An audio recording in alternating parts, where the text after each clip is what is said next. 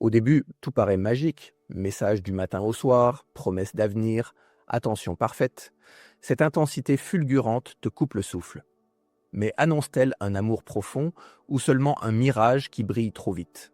Le love bombing désigne un démarrage où l'un des partenaires multiplie déclarations, cadeaux et projets grandioses dès les premiers jours, avec un rythme plus rapide que ce que la plupart des relations supportent, sans perdre leur centre de gravité.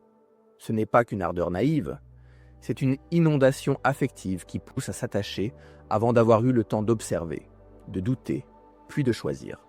L'intérêt authentique, lui, ne se confond pas avec la froideur. Il se reconnaît plutôt à la régularité, à l'ajustement et à la cohérence entre paroles et actes. Là où le love bombing précipite, l'intérêt authentique patiente. Là où le love bombing promet, l'intérêt authentique teste dans la vraie vie. Là où le love bombing cherche à te capter, l'intérêt authentique cherche à te connaître. À l'intérieur, tout cela s'explique. Une avalanche d'attention fait grimper la dopamine, met un peu d'adrénaline dans les veines, puis appelle l'oxytocine quand la proximité devient tendre. Le cocktail te rend plus confiante, plus motivée ou parfois moins vigilante. Si tu sors d'une période de solitude, cette intensité peut ressembler à une eau vive qui rouvre la voie vers la joie. En cas d'attachement anxieux, le signal fort du début apaise la peur de ne pas être choisi qu'au feu. Et ce soulagement peut masquer des incohérences. Si ton style est plutôt évitant, l'enthousiasme clair peut d'abord rassurer, on ne te laissera pas mariner dans l'ambigu, puis devenir envahissant quand la vitesse s'emballe. Les schémas cognitifs entrent en scène. Si tu crois devoir mériter l'amour, les flatteries appuient là où ça rassure, et tu risques d'ignorer les minuscules alertes du corps. L'alternance renforce l'emprise. Poussée d'attention, petit retrait, nouvelle vague d'intensité. Ton système cherche à regagner la hausse, et l'attachement se fixe sur le contraste plutôt que sur la qualité. Dans la vie de tous les jours, la dynamique s'entend dans le tempo. Les messages deviennent longs et fréquents. Les surnoms intimes apparaissent avant que vous ayez traversé un vrai contretemps. Les « on est fait l'un pour l'autre » arrivent alors que vous n'avez pas encore fait une course ensemble un samedi pluvieux. Quand tu dis que tu préfères avancer lentement, la réponse devient parfois une pression douce. J'ai peur de te perdre si on ralentit. Dans un intérêt authentique, le même message reçoit une curiosité tranquille. Merci de me le dire. Quel rythme te conviendrait concrètement? Les premiers désaccords sont les révélateurs les plus fiables. Dans un love bombing, une friction banale peut déclencher une froideur brusque, puis un grand retour spectaculaire pour retrouver la magie. On refait le tour de manège et la boucle se referme. Dans un intérêt authentique, les désaccords ne servent ni d'armes ni de drame. Ils deviennent des matériaux pour construire une confiance qui tient. Les signaux d'alarme et de sécurité se perçoivent mieux en scène qu'en slogan. Tu expliques que tu veux garder tes soirées du jeudi pour tes amis Galupos. Dans un love bombing, la voix de l'autre se teinte d'une tristesse performative. Tu entends qu'il est douloureux de ne pas se sentir choisi. Et tu te retrouves à consoler alors que tu n'as posé qu'une limite simple. Dans un intérêt authentique, l'autre accueille l'information, demande comment s'organiser, propose une alternative qui respecte ton jeudi et vos envies. Une autre scène, tu veux attendre avant de rencontrer sa famille.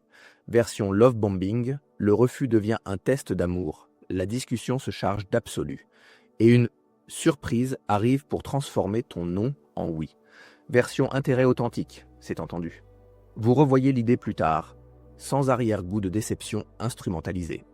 Dernière scène, tu nommes une incohérence entre promesses et actes.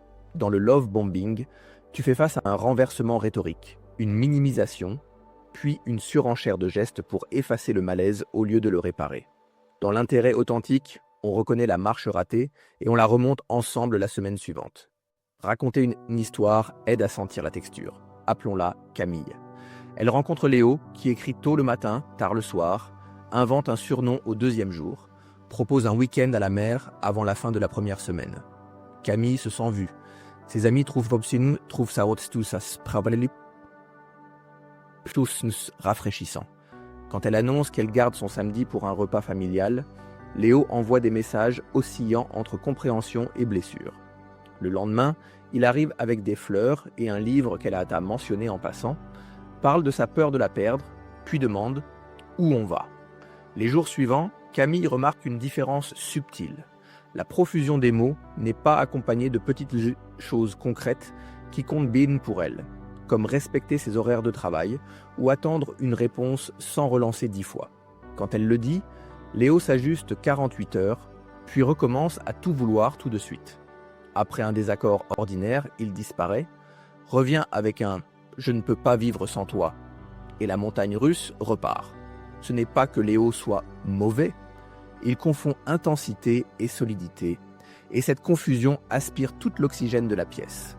Camille propose alors un tempo clair. 2 rencontres par semaine, pas de projection coûteuse, pas de grands gestes pour compenser un malaise. Les mots de Léo disent oui. Ses actes reviennent à la surenchère dès qu'elle ralentit. Camille comprend que l'intensité ne s'ajuste pas, elle s'impose. Quand tu veux agir, un petit ensemble de gestes peut t'aider à garder la main, sans ultimatum ni recette magique. D'abord, pose un rythme visible. Plutôt qu'un grand débat, formule un cadre concret. Combien de rencontres te conviennent? Quels créneaux hors écran te ressourcent? Quelles étapes tu veux avant de voyager ensemble ou de rencontrer les proches? Observe la réaction au cadre. S'il était respecté sans bouderie ni compensation théâtrale, tu es probablement face à un intérêt solide. Ensuite, pratique la cohérence tranquille. Choisis une promesse précise et laisse du temps. Sur 2 ou 3 semaines, regarde si les actes s'alignent sans que tu portes la relation sur tes épaules.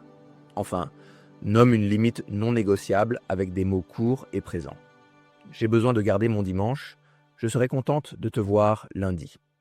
Le corps comprend ce genre de phrase. Tu le sentiras respirer si c'était la bonne. Si tout cela reste difficile, c'est normal. La vitesse te grise, les moments de retrait te donnent envie de récupérer ce qui brillait au début, et la culpabilité se glisse entre les deux. Cherche des appuis. Parle à une amie qui connaît ton histoire sentimentale au long cours.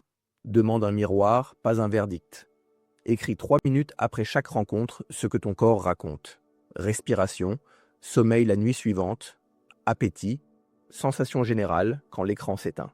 Ce mini-journal somatique révèle des motifs que les mots enjolivent. Si tu reconnais un pattern ancien, te précipiter quand quelqu'un te promet l'exception, t'éteindre quand quelqu'un demande plus que ce que tu peux offrir.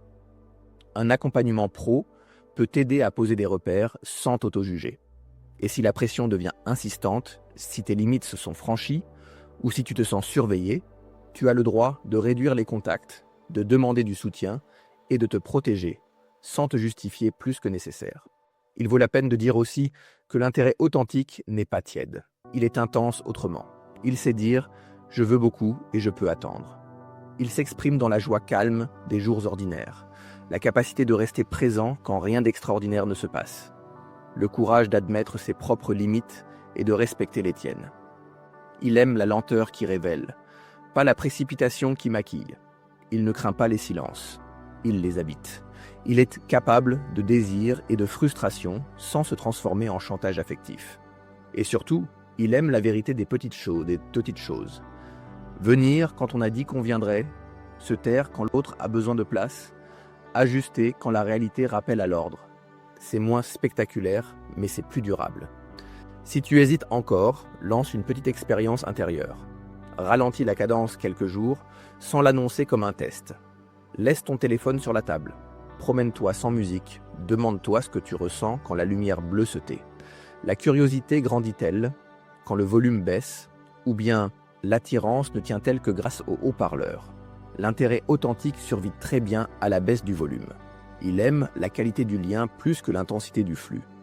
S'il s'agit simplement d'un enthousiasme maladroit, la personne en face accueillera ta proposition de rythme, reviendra aux faits, se réjouira d'habiter la relation à la vitesse de la confiance. C'est souvent là que se fait la différence. Quand la confusion remonte, reviens à 3 questions simples, sans filtre ni détour. Depuis le début de cette cour d'histoire, est-ce que je me sens plus libre ou plus surveillé? Est-ce que je dors mieux ou moins bien? Est-ce que mes autres liens, amis, famille, projets, respirent ou rétrécissent? Ton corps répond en premier. Fais-lui une place. S'il vote pour la liberté, la clarté suit. S'il vote pour la vigilance, écoute sans te raconter d'histoire.